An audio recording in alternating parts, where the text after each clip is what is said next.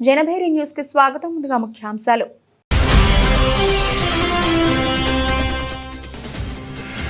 ప్రతి నెల 3వ శనివారం సాసా స్వచ్ఛంద స్వర్ణాంధ్ర కార్యక్రమం. ఏప్రిల్ నెల సాసాలో ఈ వెస్ట్ వ్యర్థాల సేకరణ కాన్సెప్ట్.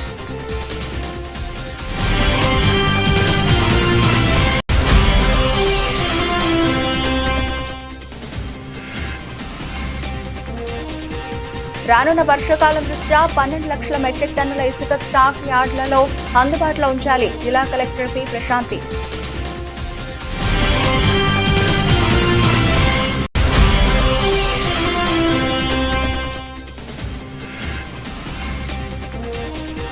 కూటమి ప్రభుత్వం నిర్వహించిన కళలు కళాకారుల కోసం మాజీ ఎంపీ భారత్ను చెడుగుడ ఆడుతున్న ఎమ్మెల్యే ఆదిరెడ్డి శ్రీనివాస్.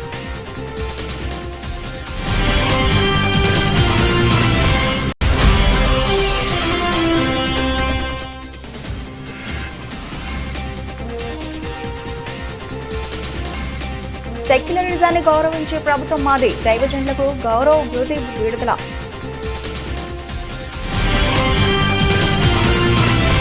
రాష్ట్ర ప్రభుత్వం ఆదేశాల మేరకు ప్రతి నెల 3వ శనివారం స్వర్ణాంధ్ర స్వచ్ఛాంధ్ర కార్యక్రమం నిర్వహించుకుంటున్నట్లు జిల్లా కలెక్టర్ పి ప్రశాంతి శుక్రవారం ఒక ప్రకటనలో తెలియజేశారు. స్వచ్ఛాంధ్ర స్వర్ణాంధ్ర కార్యక్రమం ప్రతి నెల ఒక భావనతో నిర్వహిస్తున్నట్లు, అందులో భాగంగా ఏప్రిల్ నెల సాసా కార్యక్రమంలో ఈ వెస్ట్ డిస్పోజల్ కార్యక్రమాన్ని నిర్వహించుకోవడం జరుగుతుందని పేర్కొన్నారు. ఈ కార్యక్రమం ఏదో ఒక పంచాయతీరాజ్ లేదా మున్సిపల్ కార్యాలయం యొక్క శానిటేషన్, డ్రైనేజీ క్లీనింగ్ కార్యక్రమంలా కాకుండా ప్రజల్లో చైతన్యం కలిగించే కార్యక్రమంలో తీర్చిదిద్దుతామనే సంకల్పంతో కూడి ప్రజల భాగస్వామ్యం కలిగించే సామాజిక స్పృహతో కూడి రూపొందించడం జరిగిందన్నారు. తక్కువ వ్యర్థాలు ఉండేలా తిరిగి వినియోగించాలి, వ్యర్థాలు తగ్గించాలి అనే ఆర్ఆర్ఆర్ కాన్సెప్ట్తో కూడి కార్యక్రమాన్ని రూపొందించడం జరిగిందన్నారు. అందులో భాగంగానే ఈ శనివారం ఈ వెస్ట్ మేనేజ్మెంట్తో కూడిన కార్యక్రమానికి రూపకల్పన చేస్తున్నట్లు తెలిపారు. అందరికీ నమస్కారం. ఆంధ్రప్రదేశ్ రాష్ట్ర ప్రభుత్వం ఆదేశాల మేరకు మనం ప్రతి 3వ శనివారం కూడా సాసా ప్రోగ్రాం చేసుకుంటున్నాం, స్వచ్ఛాంధ్ర స్వర్ణాంధ్ర. దీంట్లో భాగంగా ఈ శనివారం మనం ఈ వేస్ట్ డిస్పోజల్ని ఒక థీమ్గా తీసుకోవడం జరిగింది. ఈ సాసా ప్రోగ్రాం అనేది ఏదో ఒక డిపార్ట్మెంట్స్కి సంబంధించి, పంచాయతీరాజ్ కానీ మున్సిపల్ అడ్మినిస్ట్రేషన్కి సంబంధించిన ఒక శానిటేషన్ ప్రోగ్రామ్గా, అదర్వైజ్ శానిటేషన్ వర్కర్స్ వచ్చి రోడ్స్ క్లీన్ చేయడం, డ్రైన్స్ క్లీన్ చేయడం అనే కాకుండా ప్రజల్లో దీని మీద చైతన్యం రావాలి, వేస్ట్ని ఎలా డిస్పోజ్ చేయాలి అనేది వాళ్ళకి అవగాహన రావాలి, తక్కువ వేస్ట్ని క్రియేట్ చేయాలి, రీయూజ్ చేయాలి, రెడ్యూస్ చేయాలి అని 3R కాన్సెప్ట్లో కూడా మనం ఎక్కువ అవగాహన కల్పించే విధంగా ప్రోగ్రామ్స్ చేయడం జరుగుతుంది. అందులో భాగంగా మనం ఈ శనివారం ఈ వేస్ట్ డిస్పోజ్ చేయడం అనేది మనం ఒక ఆబ్జెక్టివ్గా, ఒక ప్రోగ్రామ్గా తీసుకున్నాం. నా రిక్వెస్ట్ ఏంటంటే, మీ ఇంట్లో ఉండే ఈ వేస్ట్ని మీ మున్సిపాలిటీలో ఏ ప్లేస్లో అయితే డిజిగ్నేట్ చేశారో అక్కడ దయచేసి అందరు కూడా అందజేయండి. అలానే మీ ఆఫీసెస్లో ఉన్న ఈ వేస్ట్ని కూడా డిజిగ్నేటెడ్ ప్లేసెస్లో అందజేయండి. దానివలన మనం ఈ వేస్ట్ని ప్రాపర్గా డిస్పోజ్ చేయగలుగుతాం. అదే మన వాటర్ బాడీస్లో కానీ సాయిల్లో కానీ కలిసినట్టుంటే అది చాలా హజార్డస్ అవుతుంది.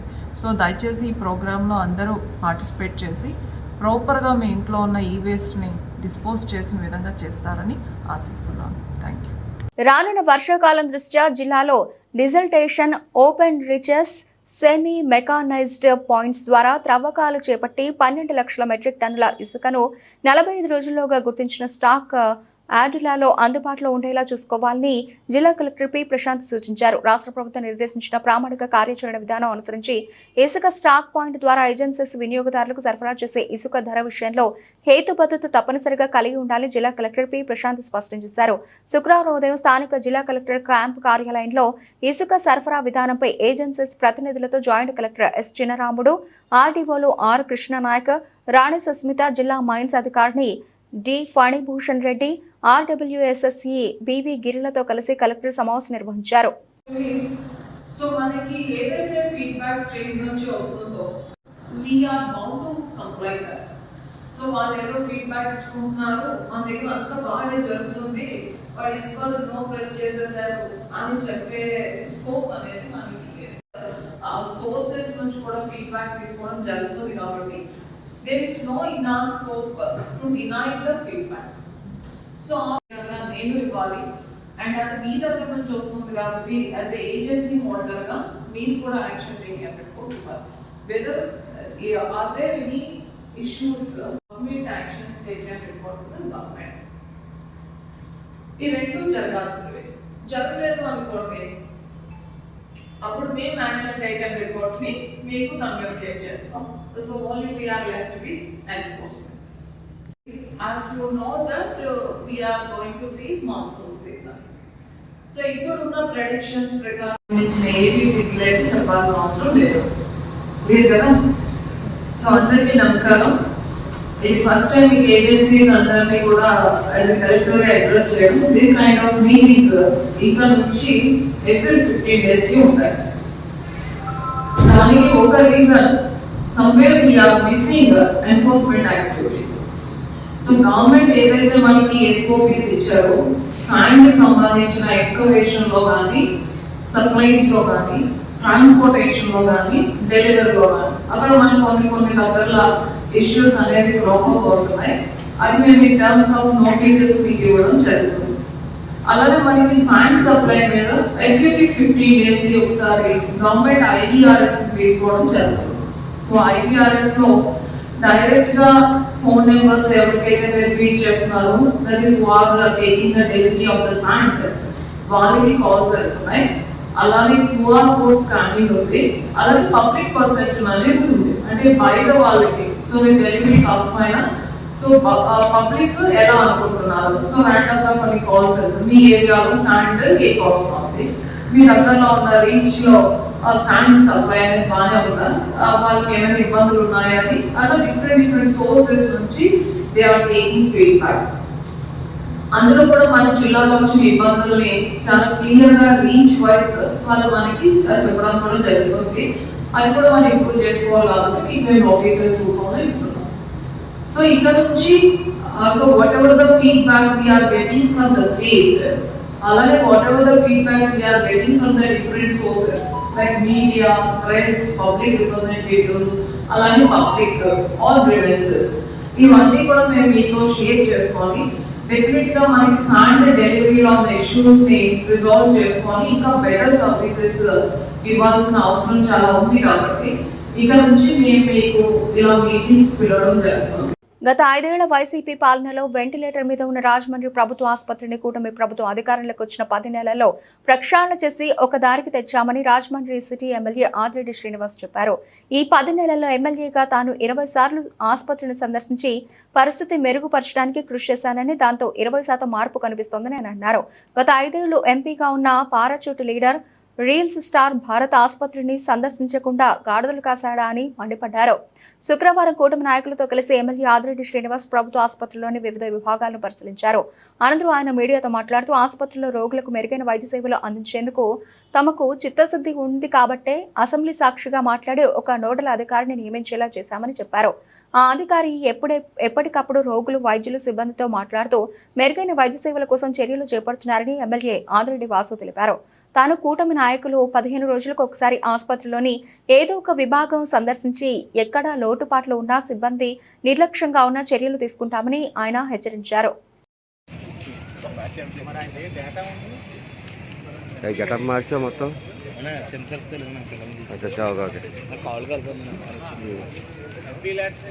ఎందుకు వచ్చేస్తారులే కొన్ని అన్నీ కష్టపడినా అప్పుడు. అవునవును.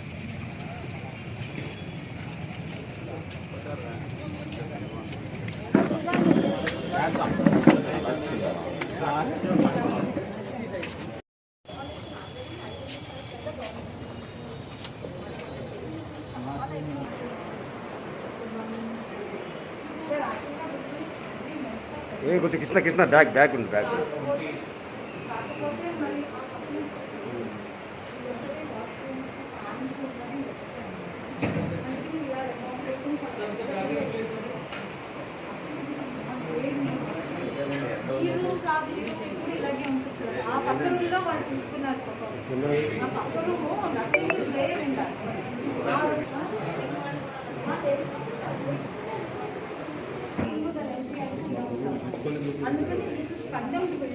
మొన్న నైట్ పేషెంట్ తీసుకొచ్చింది ఈ బ్లాక్ కృష్ణ బ్యాగ్ దాదా ఒకసారి ప్రెస్ మీట్ ముందు ఒకసారి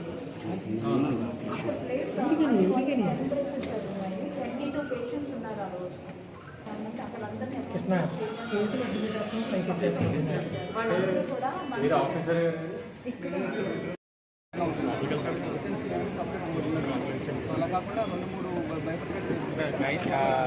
గైనిక్ వాడికి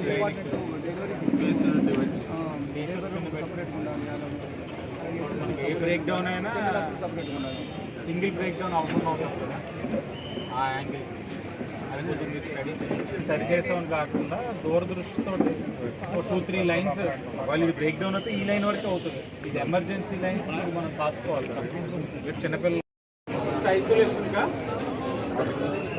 అదే ఐసోలేషన్ వాడు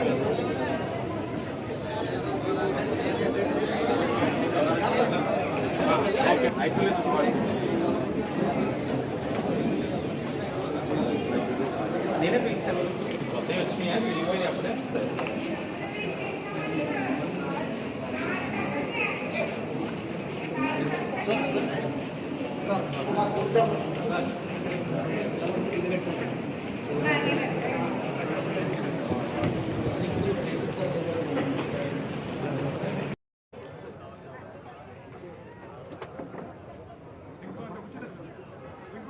మొన్నటి రోజున ఒక పెద్ద ఆయన్ని వైద్య అవసరం రీత్యా హాస్పిటల్లో అడ్మిట్ చేయడం జరిగింది. వీరేష్ సింగం, రాజమండ్రి జనహిత యువత, యానిమల్ ప్రొటెక్షన్ టీం, జైన్ సేవా సమితి, డివైన్ హ్యాండ్స్ వీళ్ళందరూ కలిపి ఒక పెద్ద ఆయన్ని తీసుకొచ్చి అడ్మిట్ చేయడం. అడ్మిట్ చేసినప్పుడు కరెంట్ లేకపోవడం, ఐసోలేషన్ వార్డ్ ఇబ్బందికర పరిస్థితుల్లో ఉండడం అన్నది వీళ్ళు గ్రహించి వీరేష్ అన్న ఆయన సోషల్ మీడియాలో పెట్టడం, ఇటు పక్కన ప్రభుత్వానికి, యంత్రాంగానికి, అధికార యంత్రాంగానికి అందరి దృష్టిలో కూడా ఈ అంశం రావడం జరిగింది. తక్షణమే అధికారుల దృష్టిలోకి వెళ్ళిన అంశాన్ని నేను పర్యవేక్షించగా వాస్తవాలు ఏంటంటే ఆ రోజున అకాల వర్షంతో చెట్లు పవర్ లైన్స్ మీద పడడం, కరెంటు పోయినప్పుడు జనరేటర్ ఉంది, జనరేటర్ ఆన్ చేయొచ్చు, కానీ చెట్లు ఏదైతే మేజర్ పవర్ లైన్ మీద ఉందో ఆ మెయిన్ లైన్ మీద పడడం వలన వాటిని మరమ్మతులు చేసే ప్రక్రియలో జనరేటర్ ఆన్ చేసి పవర్ సప్లై ఇవ్వడం వలన ఇబ్బంది కలుగుతుందని ఆ అరగంట 45 నిమిషాలు కూడా ట్రీట్ చేసే అది ఒక రిపేర్ చేయడం జరిగిందని నా వరకు దృష్టికి తీసుకురావడం జరిగింది. అలాగే ఐసోలేషన్ వార్డ్ ఇప్పుడే వెళ్ళాం, సూపరింటెండెంట్ గారు, నోడల్ ఆఫీసర్ గారు, ఎన్డీఏ కూటమి నాయకులు అందరం కలిపి వెళ్ళాం, చూసాం. ఐసోలేషన్ వార్డు పైన కూడా అవగాహన చేసుకోవాల్సిన పరిస్థితులు ఉన్నాయి. ఐసోలేషన్ వార్డుకి తీసుకొచ్చే పేషెంట్స్లో సకానికి సగం పైన అన్అటెండెంట్స్, అంటే వాళ్ళ అటెండర్స్ ఎవరు ఉండరు, అంటే కుటుంబ సభ్యులు ఉండరు. అలాగే ఆరోగ్యం చాలా క్షీణించి ఇబ్బందికర పరిస్థితుల్లో వాళ్ళని తీసుకొస్తారు. తీసుకొచ్చినప్పుడు వైద్యం అందించాల్సిన బాధ్యత అక్కడ ఉన్న డాక్టర్ల పైన ఉంది, మౌలిక వసతులు కల్పించాల్సిన బాధ్యత సిబ్బంది పైన ఉంది. ఎంపీ గారు కూడా ఉదయం మాట్లాడారు, పురంధేశ్వరి గారు, ఆవిడ కూడా ఫాలో అవుతున్నారు నాతోటి. ఒక అంశం వచ్చింది మన దృష్టికి, ఏంటి అన్నది. అంటే ఇవన్నీ ఎందుకు చెప్తా ఉంటున్నానంటే గొంతెత్తి ప్రశ్నించే ఆ స్వాతంత్రం వాళ్ళకి రావాలి, వచ్చింది. దాన్ని మేము చాలా పాజిటివ్గా తీసుకుంటా ఉన్నాం, నిర్మాణాత్మకంగా తీసుకుంటా ఉన్నాం. కానీ ఆ తెలియచేసే దాంట్లో కొంత ప్రక్రియ ఉంటుంది. ఆ ప్రక్రియ కూడా వాళ్ళకి అవగాహన చేసే బాధ్యత మేము తీసుకుంటాం. ఎందుకంటే మాకు తెలియాలి, తెలిసే దాంట్లో ఒక పద్ధతి అనేది ఉండాలి. కానీ గత 5 సంవత్సరాలు ఈ స్వేచ్ఛ ఉందా? ఎవరేదైనా చెప్తే కేసులు, దాడులు. ఆ పరిస్థితి గురించి ఎవరో ఇప్పుడు వచ్చిన ప్రబుద్ధులు మాట్లాడట్లా. కానీ మేము అది కూడా తెలుసుకోవాలనే, ప్రజలు తెలియచేయాలనేది మా తాలూకు ఆలోచన. అలాగే నేను ఇందాక చెప్పినట్లుగా ఇక్కడికి వచ్చిన ప్రతి 15 రోజులకి అవగాహన చేసుకొని మా కూటమి ఏదైతే డైరెక్టర్స్ ఉన్నారో, హాస్పిటల్ మెంబర్స్ ఎవరైతే ఉన్నారో నలుగురు, వారితోటి అంశాలన్నీ తెలుసుకొని నేను ప్రతిసారి చెప్పేవాడిని, ఈ 10 నెలల్లో గట్టిగా ఉంటే ఈ 10 నెలల్లో మళ్ళీ రికార్డెడ్గా మీరు ఎప్పుడైనా వెళ్ళొచ్చు. నేను అద్భుతాలు సృష్టించానైతే ఎక్కడ చెప్పలా, పబ్లిసిటీ అయితే ఫ్రీగా నేను తీసుకుంటలేదు. ఈ 10 నెలల్లో గట్టిగా అయితే 15% మించి ఉంటే పట్టుగా 20% మార్చగలిగాను. మనిషిగా నేను చేయగలిగింది ఇదే. దీనికి మీరు అందరూ కలిసి రండి, మీ బాధ్యతలు మీరు నిర్వర్తించి మాకు తెలియచేయండి, సరి చేద్దాం, అందరూ కూడా సమిష్టిగా సహకరించండి అని చెప్పా. అంటే 10 నెలల్లో కూటమిగా మేము చేయగలిగింది ఇదని చాలా ఓపెన్గా, ఎక్కడ కూడా సెల్ఫ్ డబ్బాలు కొట్టుకోకుండా చెప్తా ఉన్నాం. అలాగే మీకు ఇది కూడా తెలియాలి, గౌరవ ఎంపీ పురంధేశ్వరి గారు అంటే ఒక ఎంపీ ఎలా ఉండకూడదన్నది వాడు ఉన్నాడు, తర్వాత మాట్లాడతాను. ఒక ఎంపీ ఎలా ఉండాలన్నది ఈవిని చూసి నేర్చుకుంటే మంచిది. అబ్బాయి 2022 తర్వాత ఒక్క ఎంపీ ల్యాడని వచ్చిందండి. 2022 తర్వాత ఆన్ రికార్డ్ నా సూపరింటెండెంట్ గారు చెప్తున్నారు, 2022 తర్వాత ఒక్క ఎంపీ ల్యాడ్ నిధి ₹1 రాల. కానీ ఈరోజు నా ఎంపీ గారు, కూటమి ఎంపీ గారు హాస్పిటల్ వాళ్ళని ఆవిడే అడిగి ఏమున్నాయి అవసరాలు తెలుసుకొని 62.5 kV జనరేటర్, అంటే ఇన్ఫ్లుయెన్సెస్ కూడా తెలుసుకోవాలి, కరెంటు పోతే జనరేటర్ ఏంటి అన్న దానికి కూటమి ఎంత అప్రమత్తంగా ఉంటున్నారన్న దానికి నిదర్శనం. 62.5 kV జనరేటర్ అంటే దూరదృష్టితో ఒక మహిళ పడుతున్న కష్టాన్ని గ్రహించి ఒక గైనిక్ వార్డులో కానీ లేకపోతే మెటర్నిటీ వార్డులో కానీ ఒకవేళ కరెంటు పోతే పిల్లలకి ఒక తల్లిగా ఆవిడ అవగాహన చేసుకొని ఒక జనరేటర్తో పాటు ఇన్వర్టర్స్ కూడా పెడితే మేలేమో. జనరేటర్ కూడా మెషినేగా, దానికి మాత్రం రిపేర్లు రావా అంటే ఇన్వర్టర్స్ని కూడా పెట్టుకుంటూ, అలాగే అంబులెన్స్ 30 lakhs తోటి ఒక అంబులెన్స్ కూడా ఇవ్వడానికి మే 15వ తారీఖు ఇవన్నీ కూడా వచ్చే పరిస్థితులు ఉన్నాయి. ఇది రాత్రి ఆర్డర్ పెడితే నెక్స్ట్ నెల 5-15కి వచ్చేవు కదా. అంటే ప్రజలకు కూడా తెలియాలి వాస్తవాలు, కూటమి ఏం చేస్తూ ఉంది. గత 5 సంవత్సరాలు ఈ ప్రబుద్ధులు ఏం చేశారు. 2022 నుంచి ₹1 అంటే ₹1 ఎంపీ ల్యాడ్స్ నుంచి రాలేదు. ఈరోజు నా ఎంపీ సుమారు 2 కోట్ల విలువ చేసే పరికరాలు ఈ రోజున హాస్పిటల్కి అవసరాలు, ప్రజలకి మెరుగైన వైద్యం అందించడానికి ఇస్తా ఉన్నారన్న విషయాన్ని గమనించాలి. ఇది ఒక ఎంపీగా ఆవిడ చేస్తున్న కార్యక్రమాలు. అలాగే మేము ఎన్నికల ముందు చెప్పేవాళ్ళం పదే హెల్త్ డిక్లరేషన్ ఇస్తే కామెడీ చేశారు ఆ రోజు వైసీపీ వాళ్ళు. ఆరోగ్యకరమైన రాజమహేంద్రవరం కోసం ఎంతవరకైనా కృషి చేస్తామని, దాంట్లో భాగంగానే ప్రతి 15 రోజులకి ఇక్కడికి వస్తూ ఉన్నాం, అవగాహన చేసుకుంటున్నాం. ఎస్, తప్పిదాలు ఉన్నాయి. ఒక రోగి కుటుంబ సభ్యులు వచ్చినా నవ్వుతూ పలకరిస్తే వాళ్ళకి వ్యాధి సగం తగ్గిపోతుంది. ఆ పలకరింపులో మార్పు రావాలని చెప్పేవాళ్ళం. ఇక్కడ చాలా కూడా పరికరాలు అవసరాలు ఉన్నాయి. అవసరాలన్నింటినీ కూడా గుర్తెరిగి వాటిని ఎలా తీసుకురావాలి, ప్రభుత్వం నుంచి అలాగా, సిఎస్ఆర్ నుంచి అలాగా, ఎంపీ ల్యాడ్స్ నుంచి ఎలాగన్న కార్యక్రమం చేస్తూ ఉన్నాం.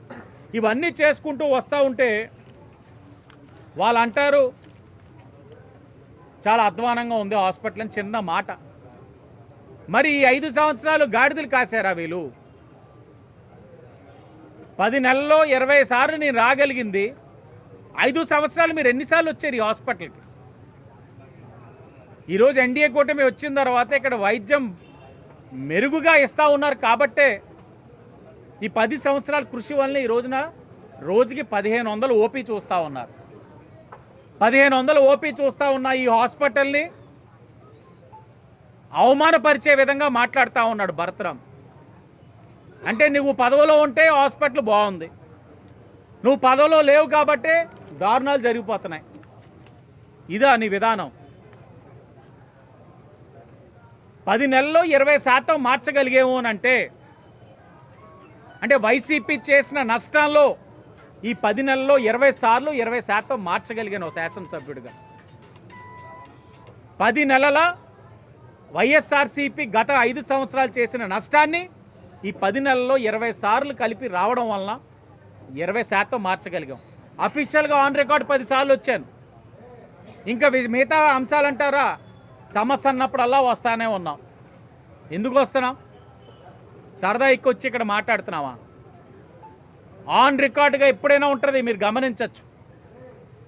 మేము చేసే ఆలోచన విధానం ఇది. గత 5 సంవత్సరాలు కూడా ఎంత దారుణం అంటే ఈ హాస్పిటల్ని ఒక వెంటిలేటర్ మీదకి తీసుకుపోయారు. ఈరోజు కూటమి వచ్చిన తర్వాత ఎవరి స్థాయిలో వారు, ఎంపీ గారు వారికి వారే, శాసనసభ్యుడిగా నేను, మిగతా శాసనసభ్యులు కూడా వస్తున్నారు. మా జనసేన నాయకులు, బీజేపీ నాయకులు ఎప్పటికప్పుడు వచ్చి ఇక్కడ సరిచేస్తూ ఈ వైసీపీ వాళ్ళు వెంటిలేటర్ మీద తీసుకెళ్లిన సిస్టమ్ని ఇప్పుడు ఐసీలోకే తీసుకురాగలిగాం. స్టిల్ ఇంకా రిస్క్ ఫ్యాక్టర్ అయితే ఉంది, కానీ నమ్మకం ఉంది. 10 నెలల్లో 20% మార్చగలిగామంటే వచ్చే 4 సంవత్సరాల్లో ఈ హాస్పిటల్ని ఒక రోల్ మోడల్గా తీర్చిదిద్దే బాధ్యత తీసుకోగలగాలి.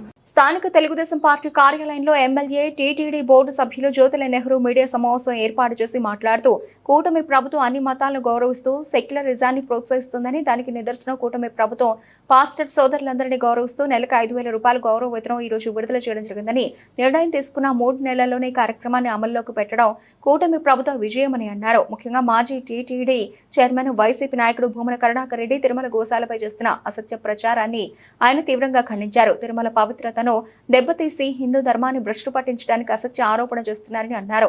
తిరుమల తిరుపతి దేవస్థానానికి 3 గోశాలలు ఉన్నాయని, ఒకటి తిరుమలలోను, రెండవది పలమనేరులోను, మూడవది తమ్మైపాలెంలోనూ ఉన్నాయని, 1956లో టీటీడీ గోశాల ఏర్పాటు చేసిన దగ్గర నుండి నెలకు 12 గోవులు ఈ 3 గోశాలలో చనిపోతున్నాయని, నెలకు 15 గోవులు గోశాలలో పుట్టడం, దానం ఇవ్వడం ద్వారా వస్తున్నాయని, గోశాల ఏర్పాటు చేసినప్పటి నుండి ఇదే ప్రతిసారి జరుగుతోందని ఆయన తెలియజేశారు. వర్చువల్ బోర్డు మీటింగ్ అసత్య ఆరోపణలు చేస్తున్న భూమన కరుణాకర్ రెడ్డిపై క్రిమినల్ చర్యలు తీసుకోవాలని డిమాండ్ చేస్తున్నామన్నారు. ఈ కార్యక్రమంలో ఎస్వీఎస్ అప్పలరాజు, మారిశెట్టి భద్రం, జీను మణిబాబు, జాస్తి వసంత్, బోదిరెడ్ల సుబ్బారావు, బద్ది సురేష్, గండే కాశీ విశ్వనాథ్, సాంబతుల చంద్రశేఖర్, కోడూరి రమేష్ తదితరులు పాల్గొన్నారు. గుడ్ ఫ్రైడే సందర్భంగా మన నియోజకవర్గ ప్రజలందరికీ కూడా నా శుభాకాంక్షలు తెలియజేసుకుంటూ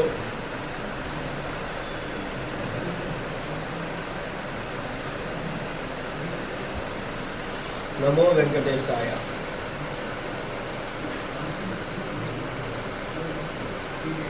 సెక్యులర్ వ్యవస్థను గౌరవించేటటువంటి ఒక కూటమి ప్రభుత్వంగా ఈ గుడ్ ఫ్రైడే సందర్భంగా రాష్ట్రంలో ఉన్నటువంటి ఫాస్టర్ సోదరులందరికీ కూడా నెలకే 5,000 రూపాయల చొప్పున పారితోషికం ఈరోజు రిలీజ్ చేయడం జరిగింది. అది నిర్ణయం తీసుకున్నటువంటి 3 నెలలకి వర్తింపజేస్తూ ఒక్కొక్క పాస్టర్కి కూడా 35,000 రూపాయలు ఇవాళ కూటమి ప్రభుత్వం ఇవ్వడం జరుగుతుంది. అకౌంట్లు పడిపోయినాయి ఆల్రెడీ. మన జగ్గంపేటలో చూసుకుంటే 42 మంది పాస్టర్ సోదరులకు వచ్చాయి. గండేపల్లిలో చూసుకుంటే 25 మందికి వచ్చాయి. కిర్లంపూడిలో చూసుకుంటే 36 మందికి వచ్చాయి.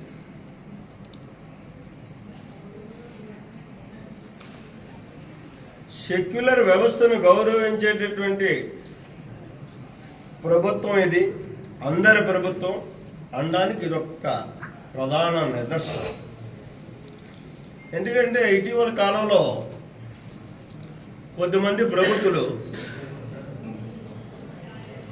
హిందుత్వాన్ని మరుగునపరచాలి, బస్టు ప్రకటించాలి, ఇబ్బందులు కల్పించాలి అని చెప్పి లేనిపోయినటువంటి అభూత కల్పనలు సృష్టిస్తూ గందరగోళం చేస్తున్నటువంటి పరిస్థితి. ఇటీవల మీరు చూశారు, టీవీల్లో కానీ పత్రికల్లో కానీ తిరుమల తిరుపతి దేవస్థానం మీద వస్తున్నటువంటి కథల పుంకాలు. సాక్షాత్తు ఎవరైతే 2 సార్లు టీటీడీ సభ్యుడిగా, 2 2 సార్లు టీటీడీ చైర్మన్గా ఏ రకమైనటువంటి నైతిక విలువలు లేనటువంటి, అర్హత లేనటువంటి అతను నాస్తికుడో తెలీదు, ఎక్స్ట్రీమిస్టో తెలీదు, అంటే విప్లవకారుడో తెలీదు, మతోన్మాదో తెలియదు. అటువంటి వ్యక్తి 4 దఫాలు తిరుమల తిరుపతి దేవస్థానం ఆనాటి ప్రభుత్వాలు అతనికి అవకాశం కల్పించాయి.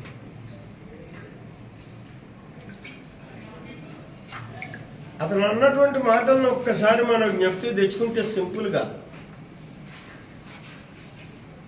నేను ఏదో టీవీలో చూశాను, ఆశ్చర్యం వేసింది. ఇంత దౌర్భాగ్యమైనటువంటి వ్యక్తికి టీటీడీ చైర్మన్ ఇచ్చారా? కొండ మీద ఒక నల్లరాయి ఉంది, ఆ నల్లరాయిని పాత చెప్పుతో కొడితే ఏం చేస్తారు? ఎవరో గది మా అన్న మాటలు. హిందూ సమాజాన్ని భ్రష్టు పట్టించడానికి ఒక ఎత్తుగడలో భాగంగా చేసే కార్యక్రమమే తప్పించి ఇందులో నిజం 1% కూడా లేదు. ఖచ్చితంగా ఒకటి మాత్రం చెప్తున్నాం, రేపు ఖచ్చితంగా బోర్డులో నిర్ణయం తీసుకుంటాం. దానికి నేనే ప్రపోజల్ పెడతాను. ఏదైతే తప్పుడు ఆరోపణ చేసి తిరుపతి దేవస్థానం కలియుగ వైకుంఠేశ్వరుణ్ణి అప్రతిష్ట పాలు చేయడానికి ప్రయత్నం చేశాడో ఈ కరుణాకర్ రెడ్డి, అతని మీద ఖచ్చితంగా క్రిమినల్ కేసు పెట్టడం జరుగుతుంది, తగు చర్యలు తీసుకోవడం జరుగుతుంది. ఓకే, బులెటిన్ ముగించే ముందు హెడ్లైన్స్ మరోసారి.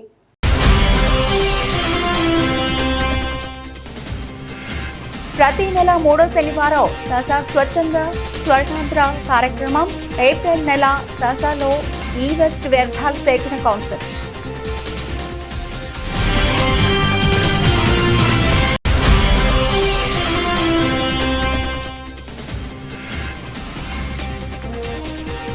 రానున్న వర్షాకాలం దృష్ట్యా 12 లక్షల మెట్రిక్ టన్నుల ఇసుక స్టాక్ యార్డులలో అందుబాటులో ఉంచాలి. జిల్లా కలెక్టర్ పి ప్రశాంతి.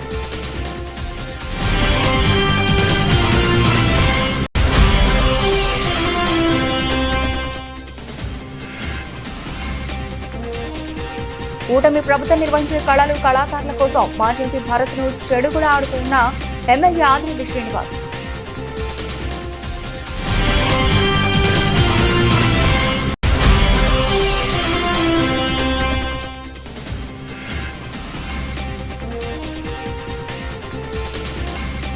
సెక్యులరిజాన్ని గౌరవించే ప్రభుత్వం మాది. దైవజనులకు గౌరవ భృతి విడుదల.